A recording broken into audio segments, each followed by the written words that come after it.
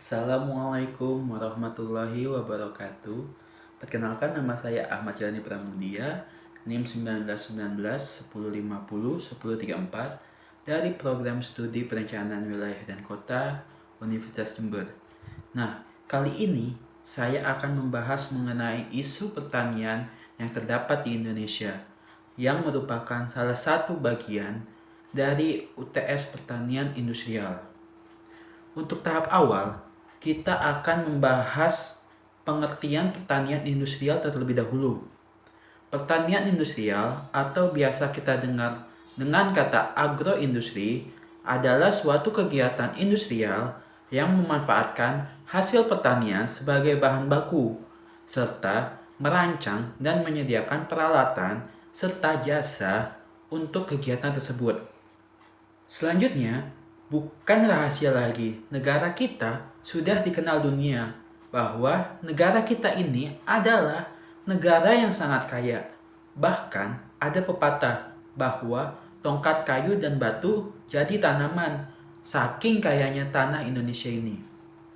Dapat kita lihat di gambar, di mana dari ujung Indonesia yaitu Sabang yang terdapat di Pulau Sumatera hingga Merauke yang terdapat di Pulau Papua memiliki hasil kekayaan pertanian yang sangat beragam, mulai dari padi, kelapa, teh, jagung, sagu, dan masih banyak lainnya yang hidup subur di wilayah Indonesia. Namun, dengan beraneka kayanya tanah Indonesia, masih banyak permasalahan yang terdapat di sektor pertanian ini. Seperti yang pertama, menurunkan sumber-sumber air untuk kepentingan pertanian. Yang kedua, konversi lahan yang tidak terkendali. Yang ketiga, kurangnya program guna peningkatan kompetensi petani. Yang keempat, PDRB yang dihasilkan oleh sektor pertanian tidak dimanfaatkan kembali untuk sektor pertanian tersebut. Yang kelima, banyak potensi lokal yang hilang karena pengembangan plasma mufta yang belum signifikan. Selanjutnya yang keenam, sinkronisasi sektor pertanian dan sektor pariwisata yang belum baik. Selanjutnya, kali ini saya akan membahas mengenai dinamika indikator ekonomi makro, sektor pertanian, dan kesejahteraan petani. Jurnal ini merupakan jurnal yang dikeluarkan pada tahun 2017. Namun, datanya masih menggunakan data tahun 1996 sampai dengan tahun 2002. Jurnal ini dibuat oleh Nizwa Safaat, Sudi Mardianto, dan Panjat Simatupang dari Pusat Penelitian dan Pengembangan Sosial Ekonomi Pertanian. Tidak terbantahkan lagi bahwa sektor pertanian memiliki peranan penting dalam pembangunan ekonomi, antara lain sebagai berikut. Yang pertama, sebagai penopang pertumbuhan ekonomi dan penyedia lapangan kerja nasional. Yang kedua, penyediaan kebutuhan pangan masyarakat pada suatu negara. Yang ketiga, pengentasan kemiskinan dan kesejahteraan masyarakat pedesaan. Yang keempat, pendorong tumbuhnya sektor industri. Yang kelima, penghasil devisa negara. Nah, pada grafik ini, pada periode 1997 sampai 1998, PDRB nasional mengalami penurunan yang tajam akibat krisis ekonomi. Dan pada tahun 1998, PDRB nasional memiliki kontraksi sebesar minus 13,13%. Dan kontraksi yang terparah terjadi pada sektor non-pertanian, lebih ke sektor peternakan, yaitu sebesar minus 13,95%. Konsekuensi akibat kontraksi ekonomi adalah penurunan penyerapan tenaga kerja nasional sebesar 2,13% atau sekitar 6,4 juta orang.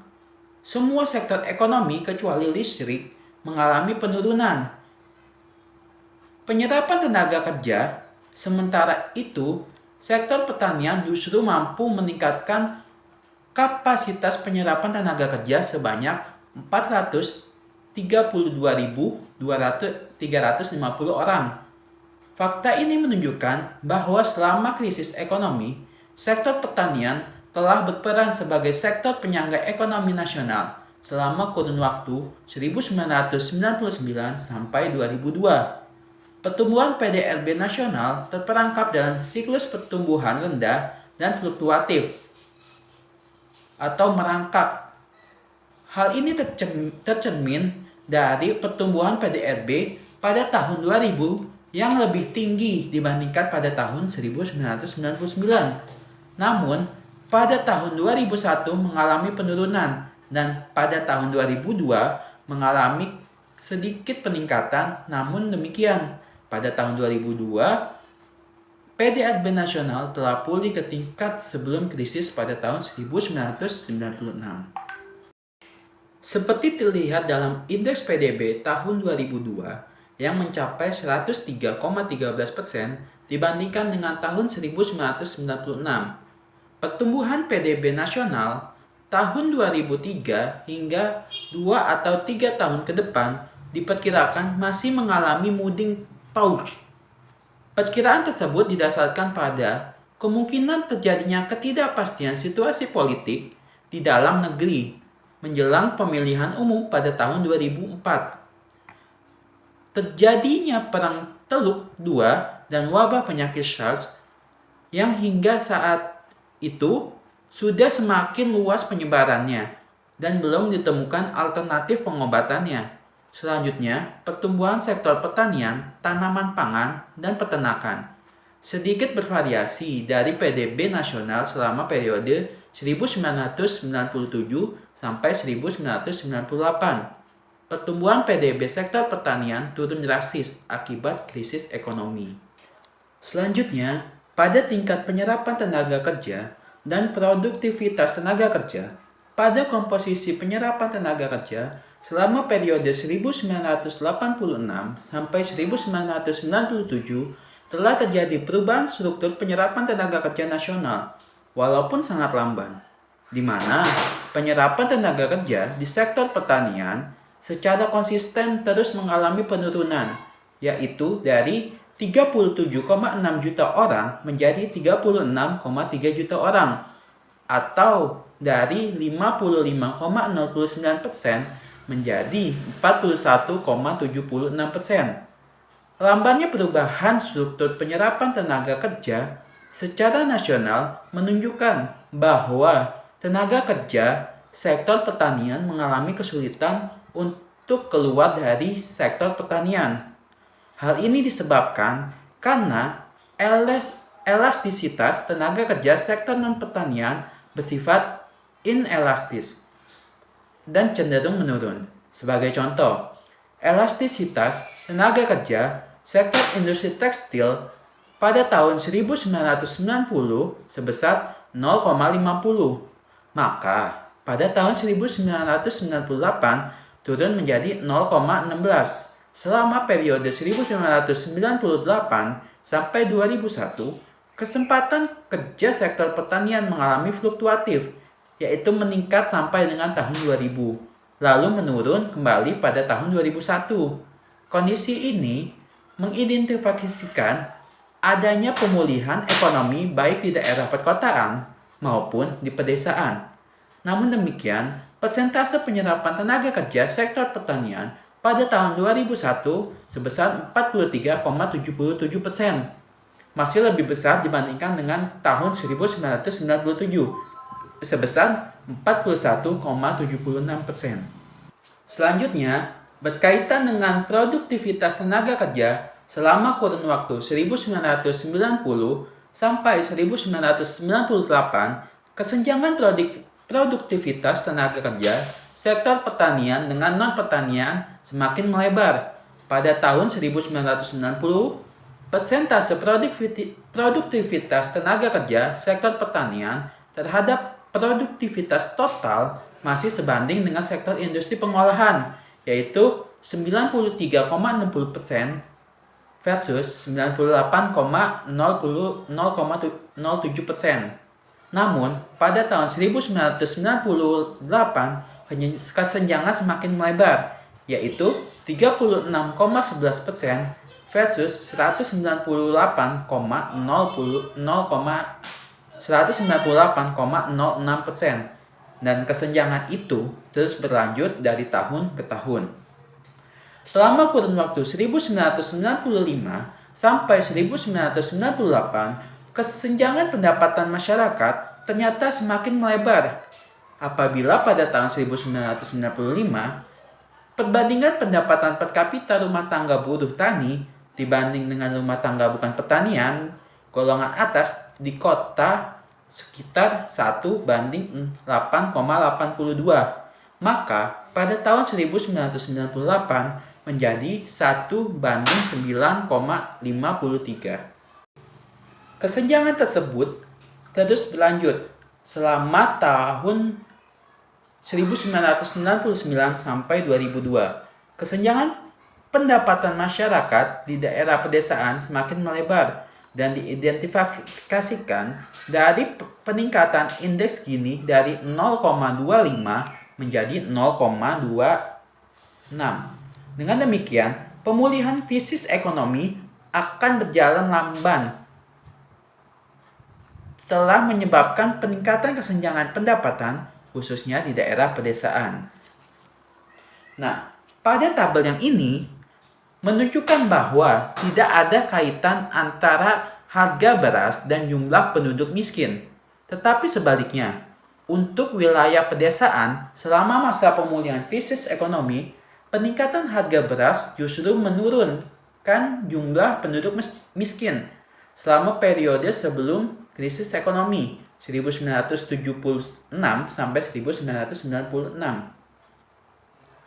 Koefisien korelasi agregat antara harga beras dengan jumlah penduduk miskin hanya 0,06. Ini menunjukkan bahwa tidak ada hubungan antara harga beras dengan jumlah penduduk miskin. Dengan kata lain, harga beras bukan penentu jumlah penduduk miskin. Pada masa puncak krisis ekonomi yaitu periode 1997 sampai 1998.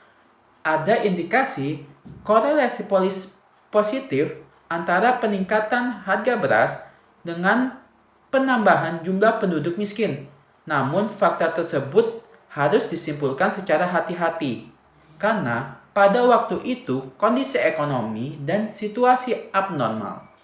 Peningkatan harga real beras yang sangat tinggi selama 1996 sampai 1998 disebabkan oleh mekanisme pasar yang tidak berjalan semestinya karena kekacauan politik di dalam negeri. Dengan kata lain, kenaikan harga beras tersebut tidak mengikuti mekanisme pasar yang semestinya, sehingga sangat sulit menilai validasi hubungan antara harga beras dengan jumlah penduduk miskin dalam situasi ekonomi abnormal. Memasuki masa pemulihan ekonomi, harga beras kembali menurun karena situasi sosial politik sudah mereda, sehingga mekanisme pasar mulai berjalan dan harga pasar sudah mencerminkan kelangkaannya selama periode 2000 sampai 2002. Penurunan jumlah penduduk miskin secara nasional dari 18,95% menjadi 16,99%. Ternyata diikuti oleh peningkatan harga real beras dari Rp1.223 menjadi Rp1.231 per kilogram. Adanya hubungan terbalik dalam peningkatan harga beras dengan jumlah penduduk miskin khususnya di pedesaan dapat dilihat selama periode 2000 sampai 2001 dan 2001 sampai 2002. Selama periode 2000 sampai 2001, penurunan harga real beras dari Rp1.229 menjadi Rp1.099 per kilogram. Ternyata diikuti peningkatan jumlah penduduk miskin di pedesaan dari 22,14% menjadi 24,95%. Namun selama periode 2001 sampai 2002, ketika GDP real tanaman pangan dan harga beras mengalami peningkatan, maka insiden kemiskinan khususnya di pedesaan mengalami penurunan. Fakta-fakta tersebut sekali lagi memberikan bukti yang kuat bahwa terdapat korelasi positif antara peningkatan GDP tanaman pangan dan harga beras dengan penurunan insiden kemiskinan di wilayah pedesaan. Dengan demikian, argumentasi bahwa ada korelasi positif antara kenaikan harga beras dan peningkatan jumlah penduduk miskin di wilayah pedesaan tidak terbukti. Oleh sebab itu, terdapat langkah yang dilakukan oleh pemerintah. Yang pertama adalah proyeksi mantap produksi tanaman pangan serta pengolahan dan pemasaran. Yang kedua, penyuluhan program agropolitan dan revitalisasi. Yang ketiga, kebijakan harga gabah, gula, dan subsidi pupuk. Yang keempat, program konkret yang akan dilaksanakan oleh Ditjen Bina Produksi Hortikultura dan Perkebunan. Yang kelima, pemerintah perlu menaikkan tarif impor. Selain tarif, pemerintah disarankan untuk mengendalikan impor beras mungkin dapat dilakukan melalui lisensi impor dengan kedua instrumen pendukung kebijakan HDPP. Diharapkan petani dapat memperoleh kompensasi penurunan harga output yang diakibatkan oleh kenaikan harga BBM, sehingga paling tidak kesenjangan pendapatan masyarakat pedesaan dapat ditekan. Perlu dilakukan evaluasi seluruh program Departemen Pertanian dalam skema BLM, terutama fokus pada ketepatan kelompok sasaran. Sekian presentasi dari saya. Kurang lebihnya mohon maaf. Assalamualaikum warahmatullahi wabarakatuh.